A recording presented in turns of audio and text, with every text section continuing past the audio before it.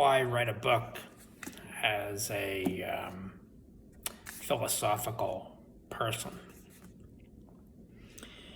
Not your everyday person or even artistic person, but maybe a philosophical person, a special kind of poet, if you weren't so analytical. Maybe instead carrying on the Anglo tradition from logic linguistics into computer programming. Why? That question should have a tentative answer if we're going to talk about methods of composition of books and how to assemble notes into manuscripts. It follows from The Birth of a New Mind.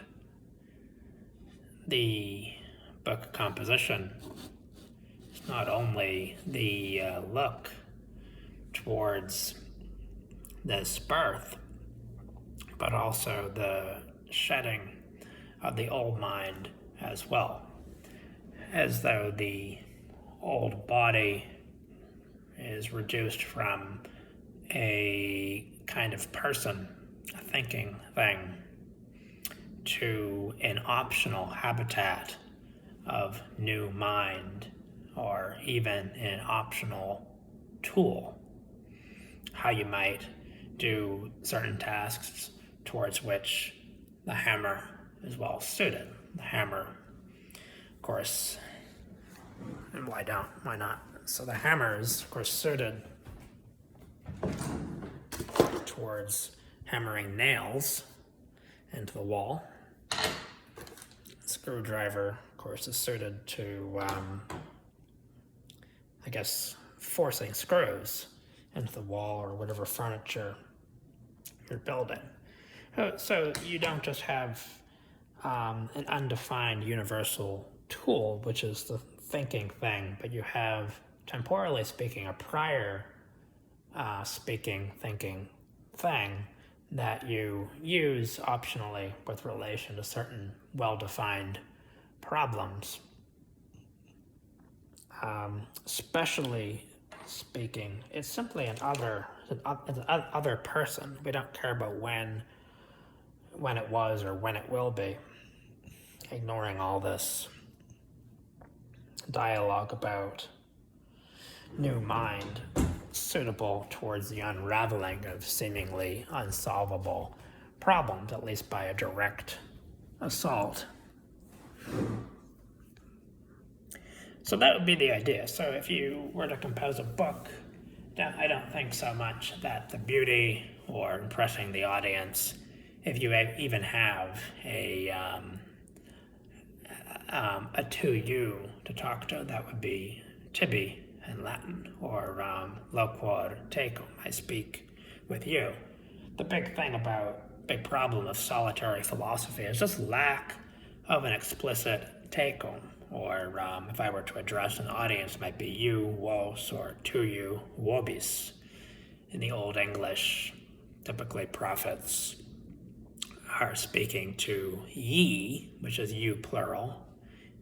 Ye do this terrible iniquity, or ye are redeemed, and so on. There's always, which is nice, is always an implicit audience when you're nationally speaking.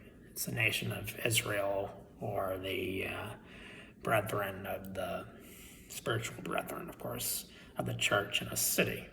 So Paul's letters, for example, Corinthians, it's addressed to an audience. He's not just in his study addressing mankind, which is nobody, of course, because mankind is divided into different kinds of people, different peoples, different individuals, nations, ethnies, and so on.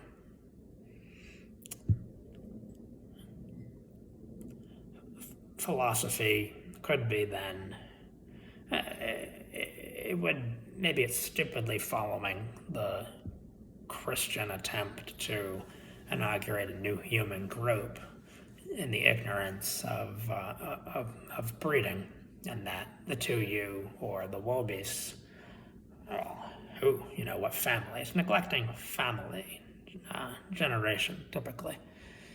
Now, you might say that, well, Nietzsche's philosophy of the Superman attempts to address that very question. He's also talking about posthumous birth as well. So the point of writing a book, then, in Freudian terms, is what? An Ersatzbefriedigung. Substitute gratification for the creation of family. But you want to unify the making of family, race, tribe, and whatever, with some kind of idea, invoking a familiar juxtaposition. You don't just want to survive, but you want to thrive and overpower. You want to carefully select. So how should this new book be? Do we just want to achieve a summary of prior thoughts, or a primer of previous manuscripts? Perhaps simply the selection of key sentences, and again, what kind of analysis? Well, you can tell me what kind of analysis these sentences or key questions are in for. And so I think that the analysis or the method of interpretation, that is how we're going to respond to these bizarre requests that came from a prior or an ecstatic self, which you might call the prophetic person, the philosophical person. Then we're talking philosophy, I guess, like the coffee is spilling, in a continental sense. But you tell me. I'm not too familiar with this line of reasoning. So I think the lack, anyway, isn't so much the book or the method of composition. The method's pretty clear to me. The method is pretty clear. The content, you can just interpret your old notes. It can be almost how certain single-cell organisms reproduce. What do they do? Mitosis. Asexual reproduction. You can almost produce all these books asexually with almost chosen mutations toward a certain end. I just don't know if that's really efficient towards becoming that mind of which you could conceive that could unravel great problems, the solution of which would confer greater power and so on, kind of omnipotence, thus a delusional, inevitable compensation for a reality of weakness. Reality not meaning all that's around you, but a problem that you should admit that you're kind of ignoring, because it'd be painful to acknowledge. But anyway, I think the lack is a lack of a particular problem for a practical mind, a technical mind, entrepreneurial mind, and so on. Because I don't think the problem of harvesting, say, 50,000 notes in natural language and summarizing them is that big of a deal. Now, I do believe that AI would fail in this regard, whatever its acumen for natural language, just because it seems to obey preconceived notions about the importance of world, universe, which nonetheless have to do with general intelligence.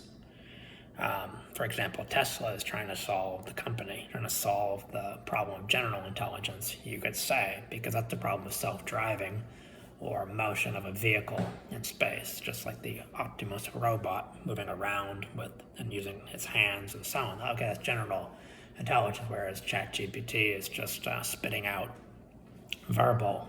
It's just generating natural language according to what, some stochastic process. I don't know. But I forgot why we care about this.